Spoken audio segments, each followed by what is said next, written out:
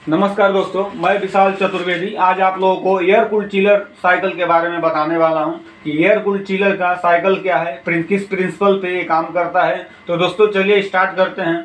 तो दोस्तों ये हमारा एयर कूल्ड चिलर है जो कि 4 साइकिलों से मिलकर बना होता है। 4 साइकिलों के प्रिंसिपल पे ये काम करता है। इसमें 4 साइकिलें बनती हैं। तो चलिए देखते हैं कौन कौन सी साइकिल इसमें बनती है। तो सबसे पहले इसमें जो जो उपकरण लगे हुए हैं, जो जो डिवाइसेस लगे हुए हैं, उनकी जानकारी लेना बहुत ज़रूरी है कि इसमें क्या क्या लगा है। तो दोस्तों देखिए, एयर कूल्ड चिलर में कंडेंसर होता है, fins and tube type condenser, जो कि एक चेचिस पे बना होता है और उसके ऊपर एक फैन लगा होता है जो इसकी गर्मी को खींच के बाहर के वातावरण में फेंकता है। दूसरी क्या है, कंप्रेसर, जो हमारी गैस को सक्स और डिस्चार्ज करता है।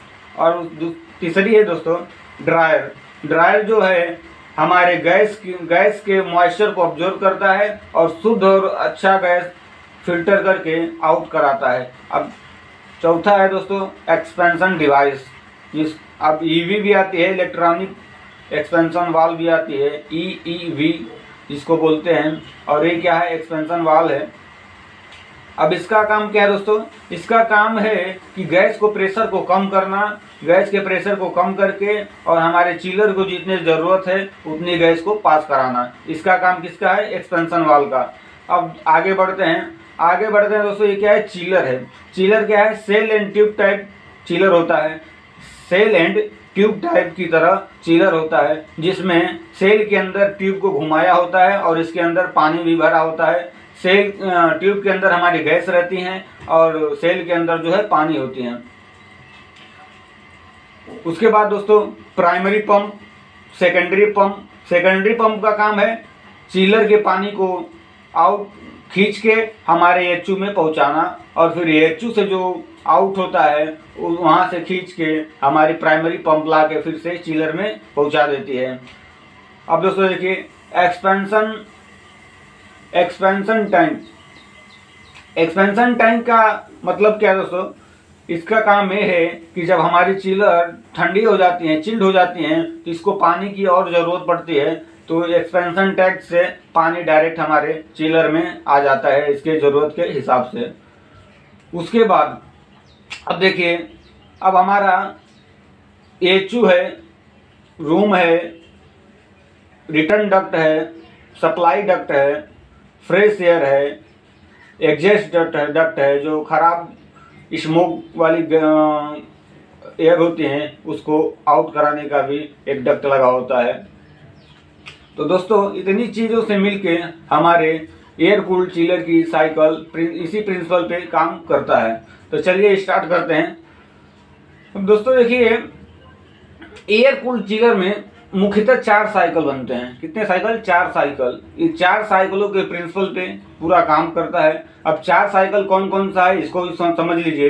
पहला है रेफ्रिजरेशन साइकिल, दूसरा है एयर कंडेंसर साइकिल, तीसरा है water pump cycle, primary pump और सेकेंडरी पंप की जो साइकिल है, तीसरा हो गया। चौथा जो है एचयू की जो एयर है, जो इन हो रहा है, जो रिटर्न आ रहा है, उसकी जो साइकिलें हैं वो चौथा साइकिल है।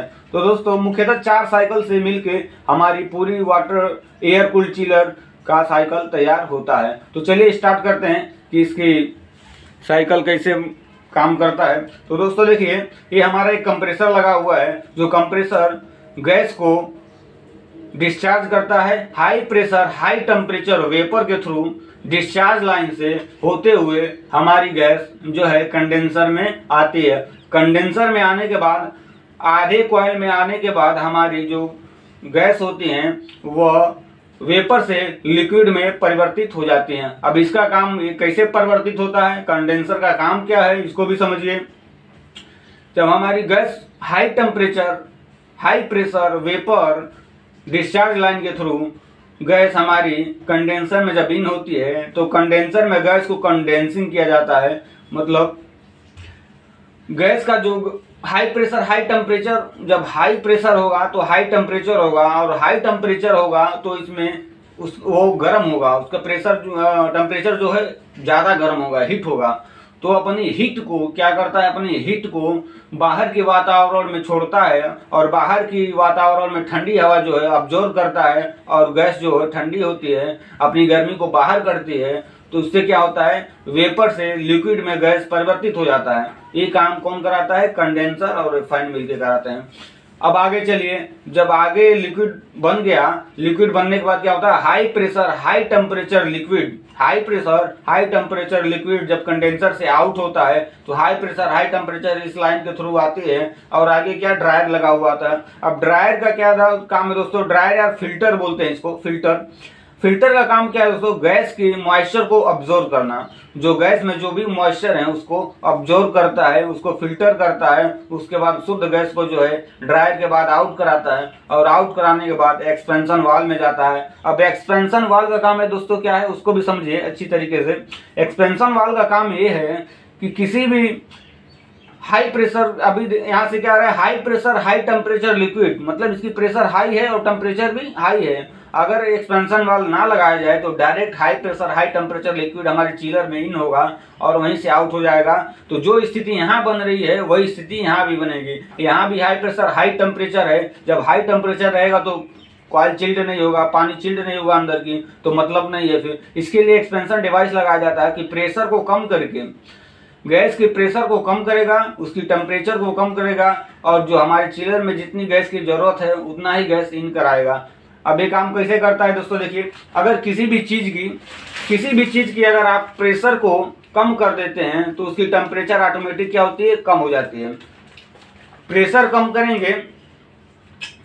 करेंगे किसी भी चीज़ का तो उसकी जो है टेम्परेचर ऑटोमेटिक कम हो जाती है। और प्रेशर कम करने के बाद, प्रेशर कम करके जब हमारे चिलर में इन कराता है तो उसकी टेम्परेचर बहुत ही कम हो जाती है, चिल्ड हो जाता है पूरा, क्योंकि गैस पतली इसमें छेद होती है। पतली छेद से जब हमारे चिलर में आएगा तो इधर क्या मोटे पाइप से आ रही थी, अब यहाँ पतली छेद हो गई तो उसकी प्रेशर को कम कर दिया। अब प्रेशर कम होगा तो टेम्परेचर भी कम हो जाता है। अब धीरे धीरे गैस जो हमारे कॉइल के अंदर घुसता है तो कॉइल के अंदर जब धीरे धीरे जाता है तो उसमें गैस क्या होता है, फैलने लगता है। और जब फैलता है तो वहाँ पे क्या होता है, चिल्ड हो जाती है गैस, क्या होती है, चिल्ड होती है।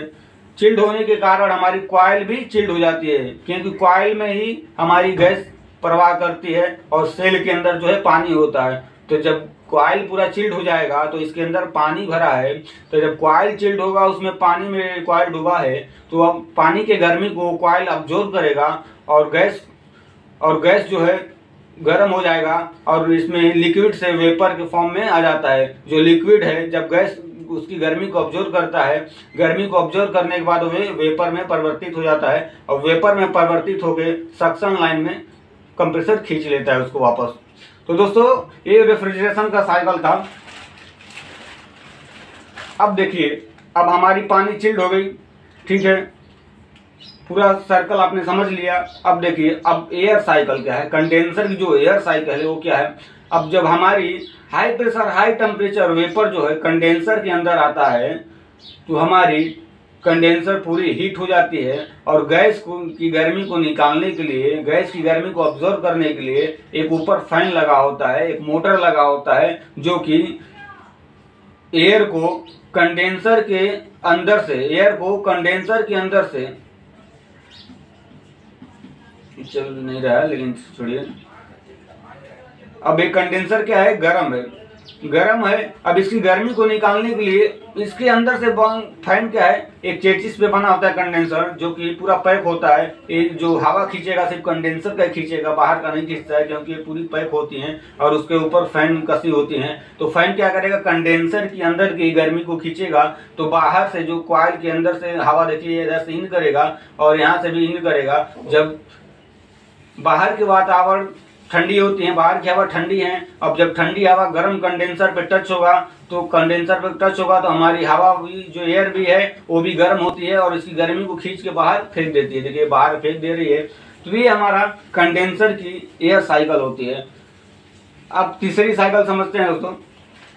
तीसरी साइकिल ये है कि जब हमारी पानी चिल्ड हो जाती है, ये पानी को इन और आउट कराना है, एचयू में पहुंचाना है। तो एचयू में पहुंचाने के हमारा काम कौन करता है, सेकेंडरी पंप। अब दोस्तों ये भी कंफ्यूजन होता है कि प्राइमरी पंप का काम क्या होता है और सेकेंडरी पंप का काम क्या होता है। बहुत लोग इसमें डिस्टर्ब हो जाते हैं कि प्राइमरी पंप कैसे काम करता है और सेकेंडरी पंप कैसे काम करता है। तो दोस्तों मैं आज क्लियर कर देता हूं, जो चिलर से पानी एचयू में पहुंचाया जाता है जिस मोटर से, उसे सेकेंडरी पंप कहते हैं, और एचयू से जो पानी रिटर्न हमारे चिलर में इन कराते हैं उसे प्राइमरी पंप कहते हैं। अब चलिए स्टार्ट करते हैं। अब जो हमारी ठंडी पानी है, ये ठंडी पानी को हमारी पंप खींचेगी। ये वेरिएबल पंप होता है दोस्तों, ये अपने हिसाब से कम और ज़्यादा प्रेशर, जितने ही हमारी एचयू को ज़रूरत रहेगी पानी उतना ही इन कराएगा। तो दोस्तों अब देखिए, यहाँ से पानी को इन करता है और यहाँ से आउट कराता है पंप। हमारी प्राइमरी पंप पानी को लेते हुए एचयू के अंदर जाता है, एचयू के कॉइल में जाता है।